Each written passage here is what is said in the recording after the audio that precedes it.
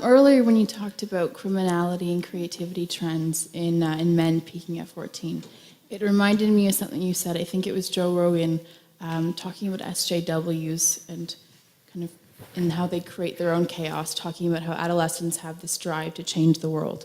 And I was wondering if those three, the criminality, creativity, drive to change the world, are linked, and if so, if they manifest differently in men and women, and if they kind of come from the same area. Well, I think they are linked, but I'm going to concentrate more on the second part of your question. So I'm going to ask you guys to think about something. So I talked to a friend of mine the other day. He's a very, very smart guy, and we've been talking about, well, all the sorts of things that we've been talking about tonight for a long time, and we were talking about the relative evolutionary roles of men and women. This is speculative, obviously, and because our research did indicate, it's tentative research so far, that the SJW sort of equality above all else philosophy is more prevalent among women. It's predicted by the personality factors that are more common among women. So agreeableness and high negative emotion, primarily agreeableness. But in addition, it's also predicted by being female. And that's interesting because in most of the personality research that I've done, and as far as I know in the literature more broadly speaking, most of the time you can get rid of the attitudinal differences between men and women, or at least reduce them by controlling for personality. So if you take a feminine man and a masculine woman, then the poles reverse. But that didn't seem to be the case with political correctness.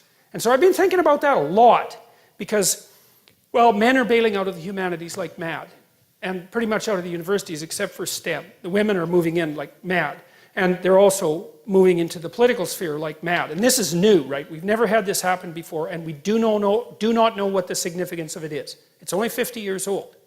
And so we were thinking about this, and so I don't know what you think about this proposition, but imagine that historically speaking, it's something like women were responsible for distribution and men were responsible for production.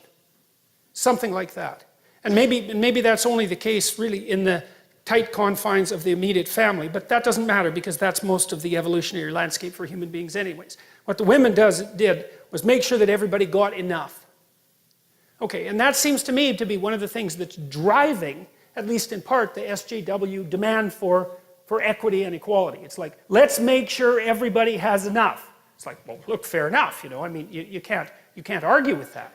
But there's an antipathy between that and the reality of differential productivity, because people really do differ in their productivity. So, all right, so to answer your question fully, I do think that the rebellious tendency of adolescence is associated both with that criminality spike, especially among men, and with creativity. Yes. I think that the SJW phenomena is different, and I think it is associated, at least in part, with the rise of women to political power. And we don't know what women are like when they have political power, because they've never had it. I mean, there's been queens, obviously, and that sort of thing. There's been female authority figures, and females have wielded far more power historically than feminists generally like to admit. But this is a different thing, and we don't know what a truly female political philosophy would be like. But it might be, especially if it's not been well examined and it isn't very sophisticated conceptually. It could easily be, well, let's make sure things are distributed equally. Well, yeah, but sorry, that's just not going to fly. Do you think in terms of the West with the SJWs, and you talked about last lecture as well, creating chaos when there is none, otherwise it'd be static, do you think there would be any validity in saying that in a country like Canada where we're pretty gender equal, is there any merit to thinking SJWs are trying to create chaos even when there arguably is none on a mass level? Obviously there's still problems. Why would they do that? Otherwise it would be static. And that drive, well, it wouldn't, but I'm just wondering. So I read this quote once, and I don't remember who said it. It might have been Robert Heinlein, for crying out loud, science fiction author. That springs to mind, but it probably wasn't. And the proposition was that men tested ideas and that women tested men. And I kind of like that. There's something about that, And now, obviously, it's an overgeneralization, but we also don't know to what degree women test men sheerly through provocation. It's a lot, because if you want to test someone, you don't have a like little conversation with them. Like you poke the hell out of them and you say, okay, like I'm gonna like go after you and see where your weak spots are. And it seems to me that in this constant protest and use of shame and all of that goes along with this sort of radical movement towards egalitarianism, that there's a tremendous amount of provocation. And God, I'm going to say this too, even though I shouldn't. But you know, I don't believe this, but I'm trying to figure it out. You know, I thought it was absolutely comical when 50 Shades of Grey came out. Eh? I just thought that was just so insanely comical that at the same time, there's this massive political demand for like radical equality and say with regards to sexual behavior, and the fastest selling novel the world had ever seen was S&M Domination, right? It's like, oh well, we know where the unconscious is going with that one, don't we?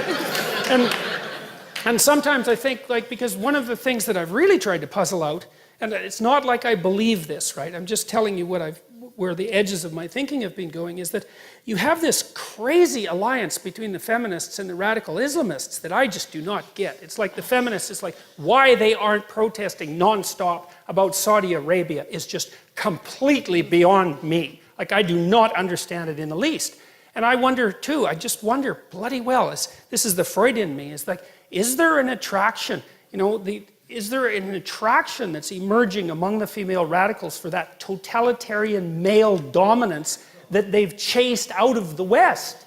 And I mean, that's a hell of a thing to think, but after all, I am psychoanalytically minded, and I do think things like that. Because, like, I just can see no rational reason for it. The only other rational reason is that, well, the West needs to fall, and so the enemy of my enemy is... My friend, exactly.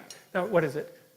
I got that wrong, but... The enemy of my enemy is my friend. Yes, exactly. Yeah, and that's why Islamists tend to vote liberal as well. Yes, well, so that could be the case. But I'm not going to shake my suspicion about this unconscious balancing, because as the demand for egalitarianism and the eradication of masculinity accelerates, there's going to be a longing in the unconscious for the precise opposite of that, right? The more you scream for equality, the more your unconscious is going to admire dominance. And so, well, that's how you think if you're psychoanalytically minded. And, you know, I'm a great admirer of Freud. He knew a hell of a lot more than people like to think. And so, which is partly why everyone still hates him, even though it's been 100 years since he's, you know, really been around. So, all right, we should stop.